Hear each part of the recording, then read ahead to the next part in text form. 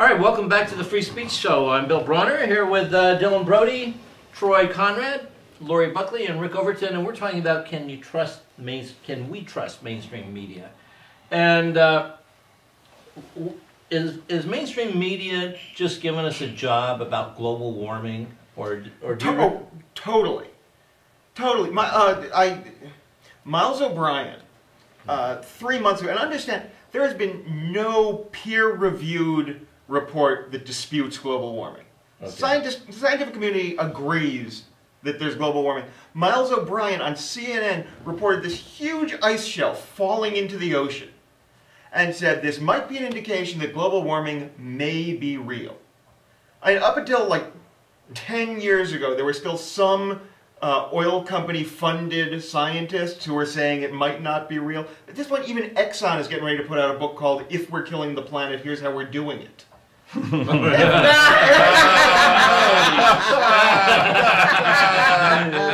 warming. But Miles O'Brien saying, well, it could be an indication. Yes, they're feeding us a job on that. Yeah, I'm starting to suspect there may be global warming as you're swimming in your home in Miami. Yeah, exactly right. Yes, the mainstream media bought into right-wing propaganda, and even after the right wing gave up on it, they continued to spew it out because it's what they're used to saying. Well, see, and my fear is that we're spending all this time finding out about Anna Nicole Smith, and even worrying about the war. I mean, if the world's going to be over in 40 years, what does it matter that we kill a few hundred Iraqis? I think it's dangerous to think that the world is going to be over. I think they want us to think the world is going to be over in 40 years. Right. They can gut the Social Security plan if everybody's retirement plan is Armageddon. Yeah, you don't have to worry about the Medicare because Jesus will be here. Yeah, exactly. The guys that are pushing Armageddon the hardest and getting the people to do all their dirtiest work, those people sure aren't acting like there's going to be any accounting. That's right. For their actions. They're going to be like Jesus is going to give them a free ride. Yeah, this is not like a mafia guy going to confessional here, but you know. I think the global warming is like just another word for Jesus is coming. It's just another right-wing tool in the sense of putting us back into fear mode and traumatizing us, and because we're not even bothered by war, killing thousands of people, men, women, and children, 3,000 civilians a month in Iraq, that doesn't bother us. Global warming, okay for a little while, but however we think we're going to act on it, that is another whole mechanism because it's all about the sponsorship, all about the money, and those are very controlling issues that keep us from actually communicating with each other because they're paying for the stage, and we can't get our information on it. Well, I think that we're just seeing kind of like when these reports come out that have been edited by the Bush administration officials, I call it lowball warming because they're saying that no, there's really not that much. Like if you watch the movie Jesus Camp, there's a kid in there where his mom is homeschooling him, saying, "All right, now what does it say in your son?" I'm sure there's in the script there'd be a parenthesis. What does it say in your science book today about global? And he goes, well, that global warming is not a problem because the temperature is only increased on the Earth by 0.7%. Like that's the thing. I'm like, okay, did the mom not tell him that was just today?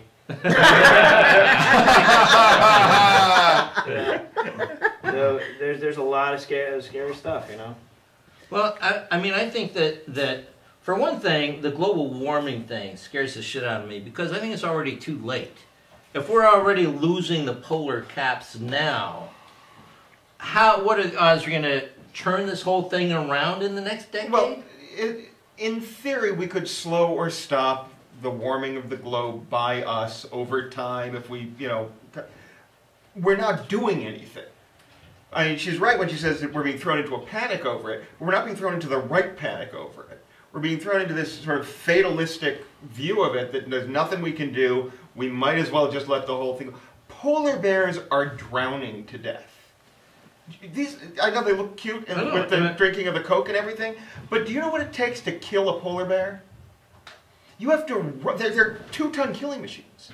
You have to build and run an army of SUVs nonstop 24 hours a day for decades to kill polar bears.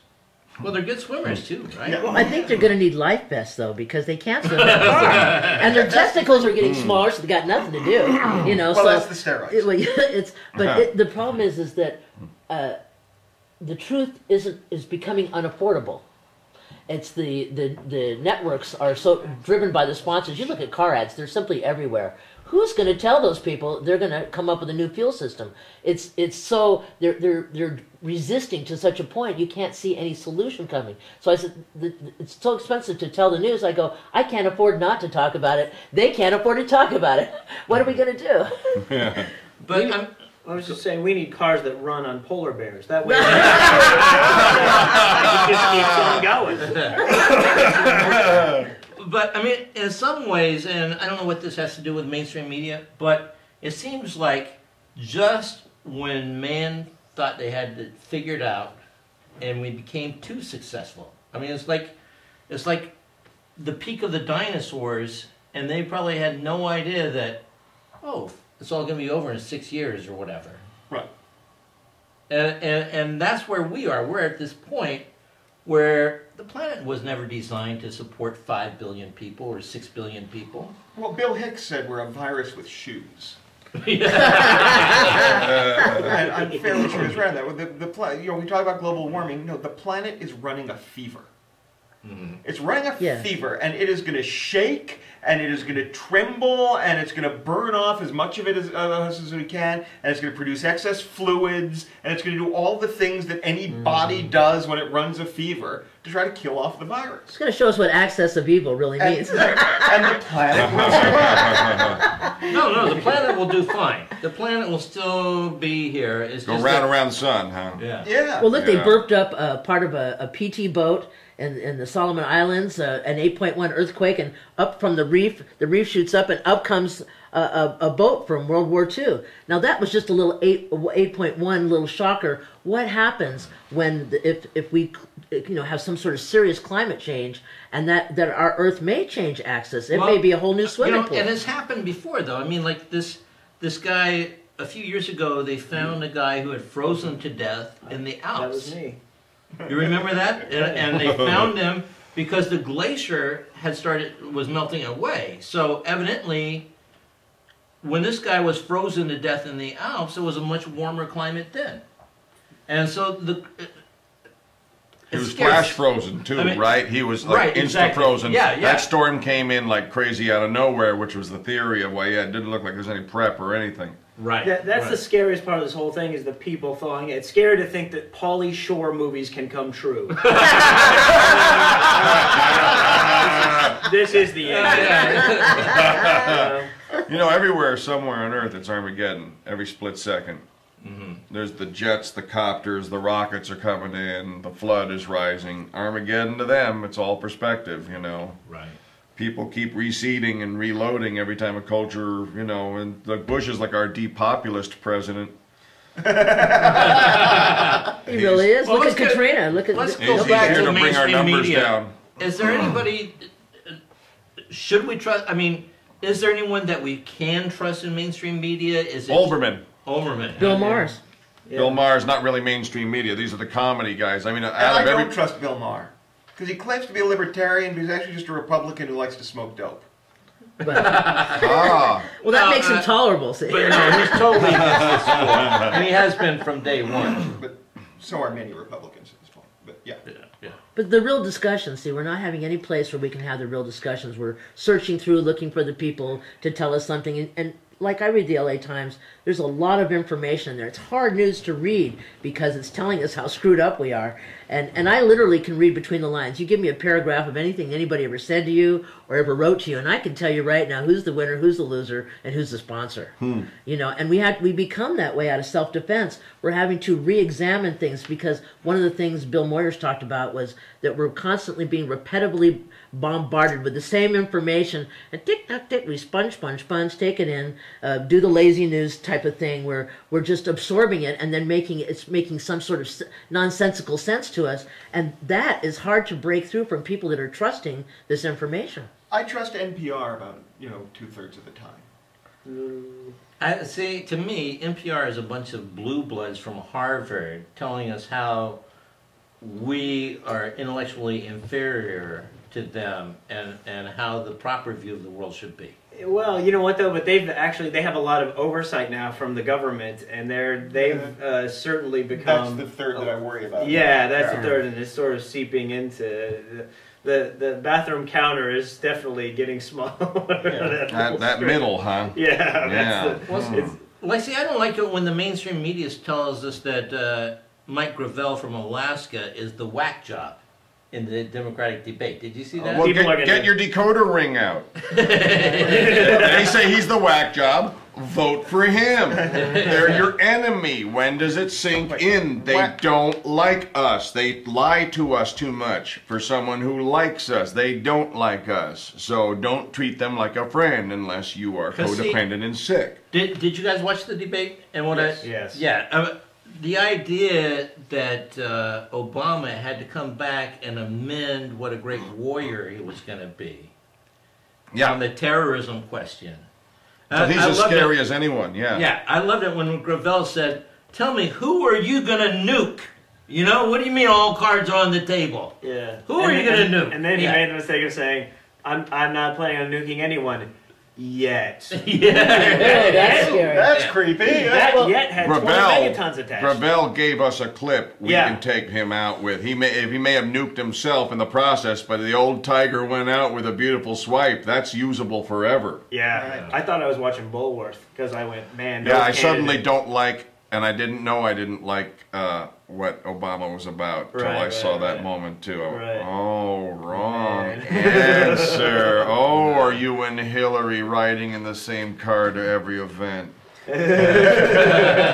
Well, you look at when I did my little 5 minutes on internet radio, and I was just talking major shit about George Bush, just reading the paper and just slap back and sick of this crap talking. And I think my producer got a phone call 3 times from the CIA to say, "Who is this girl?" Well, luckily I wasn't getting paid for the show. I couldn't afford not to talk, and so we had no sponsor to threaten us. But who's out there reporting on the government spin? They don't want people in the battlefield. They don't want us looking at coffins. There's nobody checking them anymore. And this is what the problem is. There's nobody to talk about the spin. There's no real fair. There's no actual army of good people fighting for us anywhere. Right. There's these 2 fake, fucked, evil, paid-off, whore mercenary armies pretending to be against each other, both of them despising us on different levels. Good cop, bad cop. Both of them sold out to the insurance industry and the banking industry and the oil industry. Well, they're walking down lack of memory lane. We still have heroes in this country like Tillman, huh? His family has to wait a whole 2 years to find out really how he died. Because they need a hero to wave in front of people. And then the girl coming forward and saying, "They set me up. They licked me like a wet puppy, made me look afraid," and it's all staged. It makes us going to the moon sound like just another episode, because they're creating fake news like Wag the Dog. I call it Wag the Flag. Old shoe. We're being wagged, and it's a pretend information. Not half. It's like half a story or snack of a story. We're being fed on these little sound bites, and it's like it's not a meal. You can't. And of course, they're going to respond and say that we're the tinfoil hat wearing conspiracy people for talking like this. What would you do if they exposed all the truth? Right. You'd say the person pointing it out's crazy. Absolutely. But here's the creepy part. Who knows everything about how everybody else is crazy except for someone who is well in advance bracing to be attacked? And why would you be bracing to be attacked if what you're saying is good? Unless you think people are basically evil. And if you think people are basically evil, you just flipped your hand of cards out and showed us who you were. And sometimes people know they need a good killing for the bad shit that they've done. At the county commissioners in Vegas, when they put in the metal detectors, I knew why. It's because those county commissioners had screwed up enough people where the odds weren't looking too good for them, so they thought they'd level the playing field. And, the president gets elected, he builds that big banister around the White House. And walls are the solution. Yeah. In Iraq, they want to if everyone's so good, and this is such a good country of good people, why is this? How come the nut faction keeps getting bigger and bigger? That's after you. This nut faction keeps growing. Everyone who wakes up is suddenly the nut faction. Until if one guy thinks 10 people are crazy, I'm sorry, the one guy's fucking crazy, usually. And why are they looking in our underpants for other people? You know, that's how I feel These about are sick people. You know, we're so busy. We're going through the airports, listening to whatever phone calls, going through people's mail. I mean, we're not that damn interesting, and but it's that consciousness that's driving us to this slave-like mentality. Right. Oh, great white father. Well, thank you for allowing me on the plane I paid for the ticket for. Thank you for letting me pass everywhere. So there's gratitude for nothing. We didn't do anything wrong. And to listening and to see, me, thank you so much. Media, I'd like to bring me. it back to the mainstream media here. But the mainstream media is what doesn't put the magnifying glass over it. I mean, sure, they're glad to tell us about, and finally, mainstream media is telling us about how bad the war is. It's because there's no other option. I mean, people won't be lied to Forever. Forever. Yeah. We should never forgive or trust a lot of these liars forever. Well, they should not be allowed back in, and some of them should be going up for war crimes because of the amount of people they got killed based on the lies they were complicit with. You should be in The Hague, you monsters. Sounds like time for the Nuremberg trials. You know, Yeah, that's Nuremberg the same for kind of thing. the news Nuremberg trials for the way they were part of that lie and scared the shit out of a future generation of weaklings and pieces of shit. They're not entirely telling us how badly the war is going. Because the media tells us, as Rick was saying earlier, what they know we want to hear. Mm-hmm. And right now we want to hear that the Iraq war is going badly, but, you know, we're also still in Afghanistan. And they count on us to have no fucking attention span. Mm-hmm. Right. So, you know, the people are interested in hearing about how badly it's going in Iraq. Let's tell them about how badly it's going in Iraq. And we can be doing all kinds of crap elsewhere, as long as they're letting us keep our focus wherever the hell we want it to be. When I was traveling in Europe a few months ago, and the Newsweek here, before I left, had Anne Leibovitz on the cover. And it was the same issue when I got to Ireland, and the same with England. The Newsweek cover said, "Losing Afghanistan." And that was the cover. But they had to change it. You may not for have heard America. Annie Leibovitz is losing Afghanistan. Turns out they're connected. Hey, we've got to wrap the show up, though. So our tradition is give everybody a minute, 30 seconds to a minute to wrap things up. Dylan, any final thoughts on... Yeah, the mainstream media sells whatever the people in power want to sell and whatever we want to buy. And the tradition in Western society is that the people in power find something they feel is worth killing for, and then they use the media to convince the people who are poor and desperate and hungry that it's worth dying for. Mm-hmm. And that's what's been going on for the last, several years. And just in closing, let me say, you are that interesting. I want to look in your underwear to find other people. Oh, thank you. All right, DylanBrody.com. Troy. Well, I was thinking about the Pat Tillman thing. It's the ultimate case of the media dropping the ball on the guy who never dropped the ball. On top of that, It's ironic that media actually means middle. They're the middleman. So the word media means middle, and it's also even more ironic that they're going to be the only middle left in the country if they keep operating the way that they're operating. Troy Conrad of the Comedy Jesus Show. Yes. And TroyConrad.com. ComedyJesus.com. ComedyJesus.com. All right. Laurie. Well, I'm still going to keep reading the Times because, it just pisses me off. I have arguments every day. Motherfucker, I just get so mad reading between the lines. But it's important to I'd like to find a sponsor somewhere, or people who look to sponsors. They can take a little heat, that aren't afraid to step out in front of, maybe they have offshore banking, I don't know. But we have to continuously try to find better news, better ways to talk with each other. We can really deal with the issues. And maybe after there's not so much killing, the media will have to go back to its job. But I haven't seen it lately. Yeah. Laurie Buckley.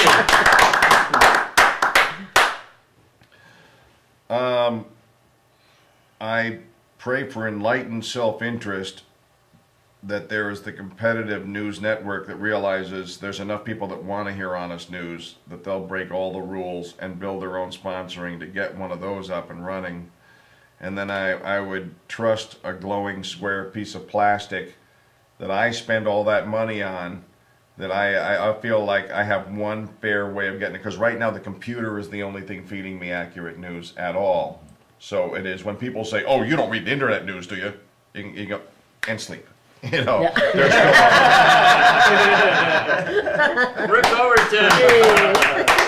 And you can read him on the Huffington Post and see him everywhere.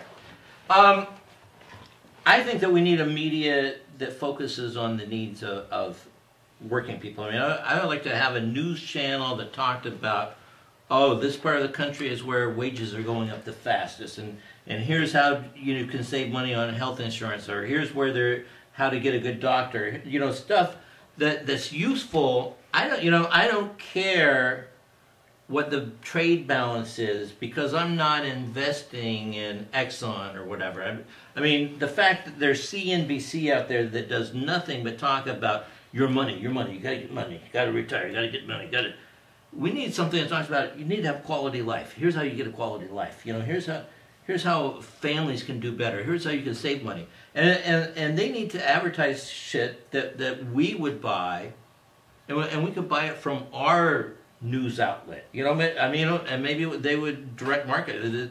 You know, they could have like an eBay thing. You want to order your pills, order them from peoplesnetwork.com or whatever, and something that would be an alternative, because what we're seeing with the democratization of fundraising in this campaign, I mean, you know, we've criticized Obama, and rightfully so, I think, but the fact that he was able to raise money from so many people who weren't with special interests and who aren't with PACs, there's a whole new business model or a model out there where people are willing to take control. I mean, Bayer aspirin can only give so much to a presidential campaign.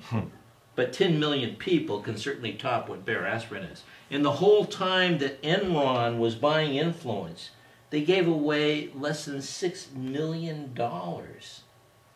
That's how cheaply our officials are sold out. Oh.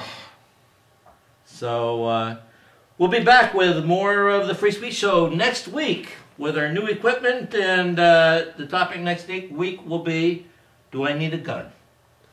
All right, we'll see you then. Thank you, everyone. Is that a real question or a rhetorical question? It's a rhetorical.